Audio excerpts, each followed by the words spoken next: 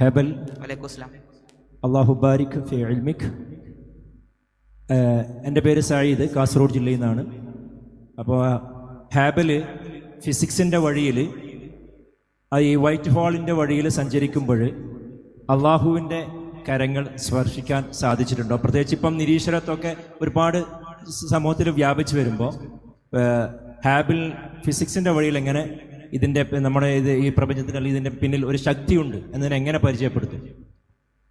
അത് ഓൾറെഡി ഉള്ള കാര്യങ്ങളാണ്. നമ്മളെ ഭൂമി എന്ന് പറഞ്ഞാൽ നമ്മളിപ്പോൾ ജീവിക്കുന്ന പറഞ്ഞാൽ ഒരു പെർഫെക്റ്റ് റേഷ്യോയിലാണ്. ഇച്ചിരി താത്തിയാലേ നമ്മൾ ഉണ്ടാവില്ല, ഇച്ചിരി പൊക്കിയാലേ നമ്മൾ ഉണ്ടാവില്ല.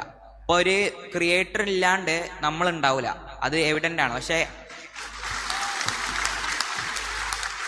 ഈ ഏത്തിയസ്റ്റ് ഒക്കെ കാരണം ഇവര് പറയുന്നത് അതല്ലാണ്ടൊരു ചാൻസ് ഉണ്ടാവും എന്നാണ് അവർ പറയുന്നത്. പക്ഷേ നമുക്കറിയാലോ എന്തായാലും ഉണ്ടാവും. കാരണം നമ്മളൊരു പെർഫെക്റ്റ് റേഷ്യോയിലാണ് ജീവിക്കുന്നത്. നമ്മളെ ഭൂമി ഇച്ചിരി ബാക്കോട്ടാണെങ്കിൽ ഓർബിറ്റിൽ നമ്മൾ തണുത്തു പോകും, ഇച്ചിരി മുന്നോട്ടാണെങ്കിൽ നമ്മൾ ഇല്ലാണ്ടാവും, സണ്ണിൻ്റെ ചൂട് കാരണം പോകും. പക്ഷെ നമ്മൾ പെർഫെക്റ്റ് റേഷ്യോയിലാണ്. അപ്പോൾ അത് നമ്മളെ അള്ളാഹുവിൻ്റെ വർക്കില്ലാണ്ട് നടക്കൂല. അപ്പോൾ നമ്മളൊരു പെർഫെക്റ്റ് റേഷ്യോയിലാണുള്ളത്. അസ്സലാമു അലൈക്കും. വലൈക്കും അസ്സലാം.